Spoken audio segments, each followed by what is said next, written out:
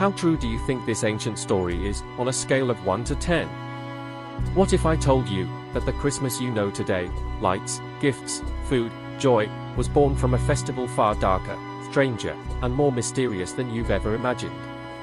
A Christmas where people fasted instead of feasted, where churches were built on ancient pagan shrines, and where the night we call holy was once known as Mother's Night, a ritual that may have involved ceremonies we still don't fully understand today. What if the Christmas we celebrate now is only a shadow of what it used to be?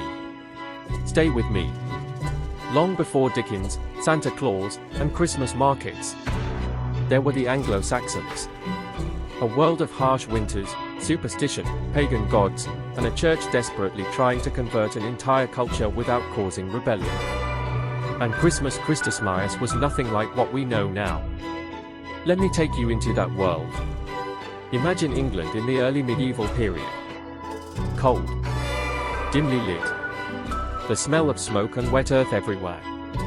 The Roman Church had decided centuries earlier that Christ's birth would be celebrated on 25 December.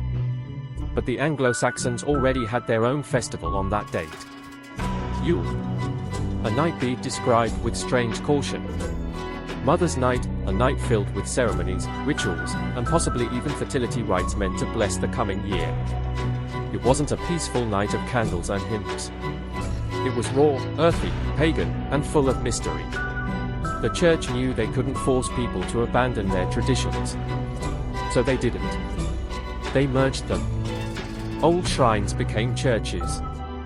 Holy trees, especially the yew, remained standing. And Yule slowly transformed into the new Christian Christmas. But under the surface, the old beliefs still lingered. The people still remembered. Here's the part no one expects. Anglo-Saxon Christmas was not about feasting. It was about fasting, vigils, prayers, and giving alms to the poor. For 12 full days leading up to Christmas, people denied themselves food. Not because they wanted to, but because religion demanded it. Imagine celebrating Christmas morning not with turkey or pudding, but with prayer and empty stomachs. What would that even feel like? But there was something beautiful too. Egbert of York tells us that the Anglo-Saxons gave alms, gifts to the poor, with no expectation of reward. This is the beginning of our modern gift-giving tradition. It didn't start with shiny boxes. It didn't start with Santa. It started with the simple idea. Someone has less than me. Let me help. It's a piece of their world we still carry. And then, the best part.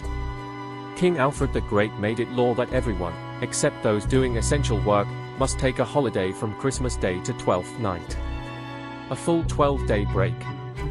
One of the longest holidays ordinary people got in their entire year.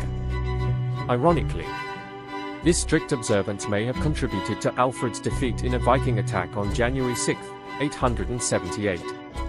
Christmas literally changed history. Thought-provoking close. So, what do we make of all this? A Christmas built on an older festival. A celebration shaped by conflict, conversion, hunger, charity, and resilience. A holiday that wasn't comfortable, but meaningful. What if the Christmas we celebrate now, full of lights and luxury, isn't an upgrade, but a transformation? What if the rituals of the Anglo-Saxons still echo in our traditions today, hidden in plain sight? And most importantly, which version of Christmas feels more powerful to you, the one we celebrate today, or the one they lived through 1,300 years ago? Do you think the church preserved these traditions, or erased them? If you lived in Anglo-Saxon England, would you survive a Christmas of fasting and ritual? Follow Mahoney History for more.